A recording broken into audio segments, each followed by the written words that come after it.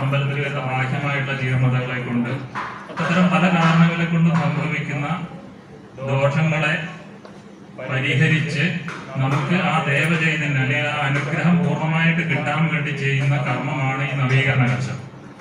അതിലെ ആദ്യത്തെ ഈ 6 ദിവസം കൊണ്ട് നടത്തിയിട്ടുള്ളത് ബാഹ്യമായിട്ടും ആന്തരികമായിട്ടും സംഭവിച്ചിട്ടുള്ള ന്യൂനതകളെ പരിഹരിക്കുന്ന കർമ്മങ്ങളാണ്. ഹോമങ്ങളും കലശങ്ങളും ഒക്കെ ചെയ്ത് ദേവനെ യഥാവിധി പൂർവ്വസ്ഥിതിയിൽ ചൈതന്യവത്താക്കി തീർക്കുന്ന കർമ്മമാണ് ഇപ്പൊ ഇതുവരെയായിട്ട് നടന്നത്.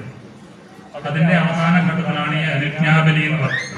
അനുജ്ഞാബലി എന്ന് ഉദ്ദേശിക്കുന്നത് നമ്മൾ എന്തോന്ന് ചെയ്യാൻ ഉദ്ദേശിക്കുന്നത് അതിനുള്ള ഒരു അനുജ്ഞ വാങ്ങാനുള്ള അനുവാദത്തിന് വേണ്ടി ചെയ്യുന്ന കർമ്മമാണ് ഈ അനുജ്ഞാബലി. അതായത് പരിവാരങ്ങളോട് അനുജ്ഞ ചോദിക്കുകയാണ്. ദേവന്റെ നവീകരണ കലശങ്ങൾ ചെയ്യുന്നുണ്ട്, അതിന് നിങ്ങളുടെ ഒരു അനുഗ്രഹം അനുവാദം വേണമെന്നുള്ള കർമ്മമാണ് ഈ അനുജ്ഞാബലിയിലൂടെ ഉദ്ദേശിക്കുന്നത്.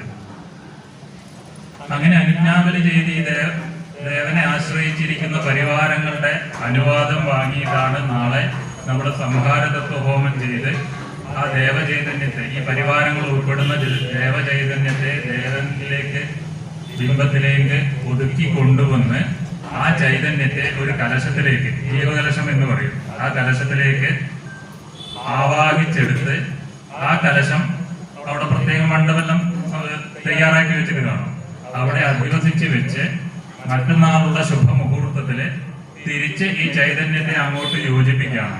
ആദ്യം ബിംബം പ്രതിഷ്ഠിക്കും, അത് കഴിഞ്ഞ് ഈ ചൈതന്യം അതിലേക്ക് യോജിപ്പിച്ച് വേണ്ടുന്നതായ കർമ്മങ്ങൾ ചെയ്ത് ഉച്ചപൂജയുടെ അവസാനത്തിൽ നട തുറന്നു കഴിഞ്ഞാൽ നമ്മൾ ദേവനോട് പറയുന്നുണ്ട്, ഇനി മുതൽ നമ്മൾ എന്താണ് ഇവിടെ ചെയ്യുന്നത്, ഇദ്ദേഹത്തിനെ സന്തോഷിപ്പിക്കണം, അല്ലെങ്കിൽ ഈ ചൈതന്യം സ്ഥിരമായിട്ട് നിലനിൽക്കാൻ വേണ്ടി ചെയ്യുന്ന കർമ്മങ്ങളാണ് നിത്യനിദാനം എന്ന് പറയുന്നത്. നമ്മൾ ആ സമയത്ത് എന്താണോ പ്രാർത്ഥിക്കുന്നത് അല്ലെങ്കിൽ ചെയ്യാൻ ഉദ്ദേശിക്കുന്ന കാര്യം ദേവനെ അറിയിക്കുന്നു, അതിൽ മുടക്കം വരാതെ കൊണ്ടുപോവുക, നടത്തുക എന്നുള്ളതാണ് നമ്മുടെ അടുത്ത ഘട്ടം. മുൻപ് പ്രാർത്ഥിച്ചിട്ട് ചെയ്ത കർമ്മങ്ങളിൽ വരുന്ന ദോഷങ്ങളെ കൊണ്ട് അല്ലെങ്കിൽ ചെയ്യാതിരിക്കുന്നതിലൂടെ കൂടിയാണ് ഈ ഒരു നവീകരണ കലശത്തിന്റെ ആവശ്യം ഇവിടെ വന്നിട്ടുണ്ടാവുക.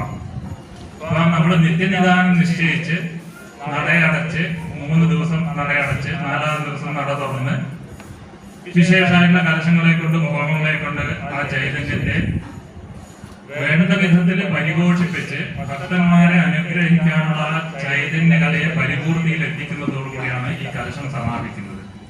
ഇപ്പൊ നമ്മളിവിടെ ചെയ്യുന്നത് പരിവാരങ്ങളോട് അനുവാദം പ്രാർത്ഥിക്കാന്ന് പറഞ്ഞു. ആ ഒരു അനുവാദത്തിനായിട്ട് എല്ലാവരും മനസ്സോടും ഭക്തിയോടുകൂടി പ്രാർത്ഥിച്ചു നിൽക്കുക.